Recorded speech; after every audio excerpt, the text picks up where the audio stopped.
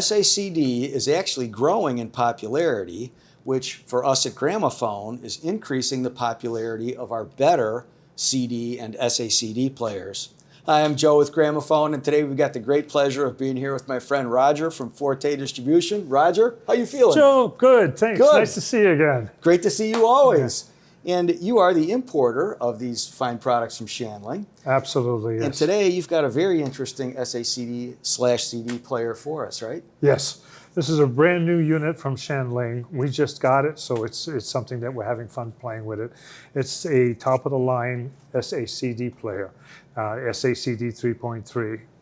Be able to do your regular CDs and the SACDs. SACDs are now growing at a very rapid rate. People are really enjoying the extra quality they're finding on the disc.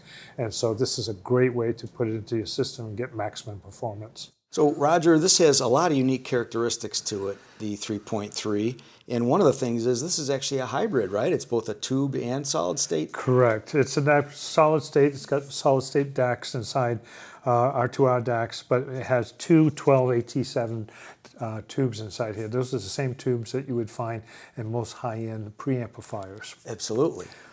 And sonically, does that help give it a little bit more of an analog-like quality when you're listening? It's a perfect description. It's exactly what most people like. It is definitely an analog type sound. Okay. And that takes, that's just a rich, full-bodied sound that people gravitate to. Love it. And we can actually top load with this one, right? It's got a very cool, very stylish look to it, and it's a top loader. It's a top loader. The easiest way to describe this is you just lift the cover up like this. Okay. And all you would do is then just take it, put it inside like this. Then we have a small knob that will actually hold it down in place. Okay. And we'll just close it like that, and it's ready to go. Beautiful. It will sit down, and as you can see from the front, it's reading now. Yep. And it will bring itself up. And when you're ready to go, we will just be able to hit play. Couldn't ask much more for simplification on a player itself. I'm sure we will get a few questions about, can people try different pucks? Is that possible as well? I do not recommend it. Okay. It would have to be, perfectly balanced. It's possible, I would imagine, but I have not had any chance to experiment with that. Yeah, I mean, so maybe we could say there wouldn't necessarily be an upgrade in sound if you do choose to play with the pucks. I doubt it would be. Yeah. But I think one of the things we can ask about, I'm under the impression, first off, I should really say, when you see this in the flesh, you'll be very impressed with the build quality. I did not know much about it before I came into the room today, and immediately, Roger, you just, from the way that the chassis is machined, you just get the impression that this is a quality piece, It's right? a quality piece. It weighs a lot. It's about 25 pounds, so it's a real solid piece. And in the process of designing this, they've developed a nice analog section in the back here, so you can send an analog signal over to a preamplifier, for example, or you can send digital signals out. And we have both digital out, and we have I2S out also. Okay, and let's talk a little bit about the I2S output, because one of the questions that we got in the previous video that you and I did on a different Shanling product is, hey, how come we can't get SACD output through some of the various, we almost have to use the I2S? It's a very good question. It's exactly right. Anything that goes out for SACD through coaxial or optical or that gets brought down into a 2496 signal. That is the standard that's done over there. Yep. The I2S actually allows Shanling to send out a pure SACD signal out of the I2S. The qualification is that you need a DAC that can do I2S SACDs to decode it. But it is a pure signal out, and that's very unusual in the business.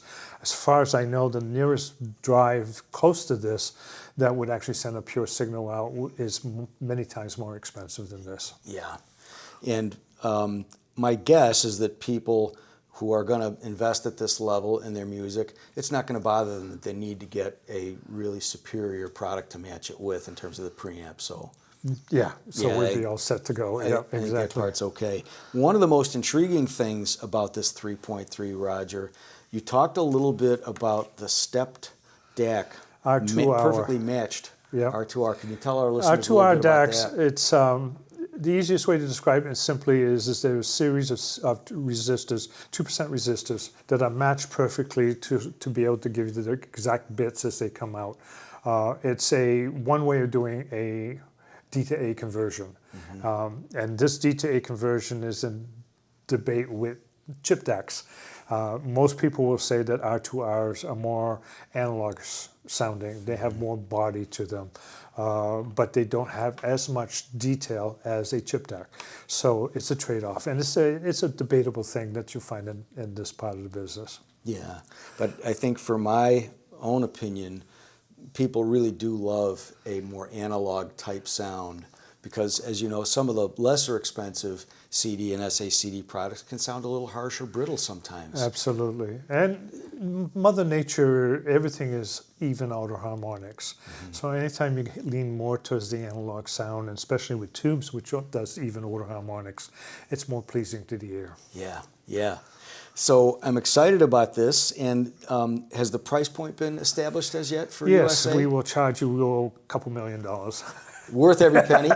No, it's a $4,000 piece. Okay. And this is the very first one that has just arrived here in the United States. Okay. And so we hope to have them somewhere in late December, I would think. Okay. At this point. So here we are at the Capitol Audio Fest in November. Probably by the end of the year, you guys will be in stock with. We'll have it by that time. Okay, Yep. that's fantastic in terms of its availability.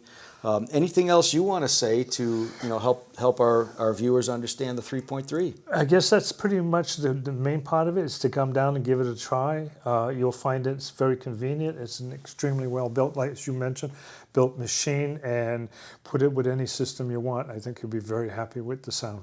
Sounds great. Maybe we can also just touch on, it seems like you've got quite an extensive grouping of outputs here in the back. Should we touch on that? Most of the outputs are either analog or basic digital outputs. So Okay. you've got a USB output, you've got an HDMI output, which is used for I2S, and then you've got RCA and balanced outputs for analog. And you do actually have the ability to do a Bluetooth if you want to, but it's a Bluetooth, I think, 5.3.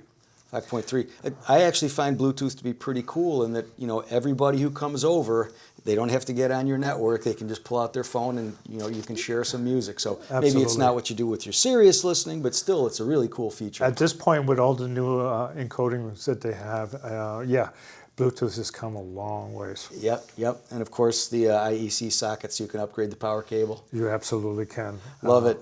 Well, thank you so much, Roger. Unless there's anything else you want to describe about I think we did it, Joe. Okay, fantastic. Just come on down. Yeah, tomorrow is the first day of Capitol Audio Fest, but I really do want to thank you for taking time with us, and I really want to thank you, our viewers, for taking a little time on this piece. Personally, I find this one to be a fascinating piece, and I can't wait for a little bit later this evening. We can maybe do a little bit more detailed listening, which will be great. If you haven't so far, please like and subscribe. That helps us out a ton. Please feel free to leave a comment below. We always love interacting with our audience on the comments. We have 3 stores here in Maryland. One, the Gaithersburg store, is only 15-20 minute drive away from Capitol Audio Fest. And we have stores in Columbia and Timonium as well. So come visit us if you can. And of course, you can always shop at Sky by Gramophone, where you'll get a secure checkout, fast and free shipping straight to your door. I'm Joe Finn. This is Roger Fortier. Thanks for watching.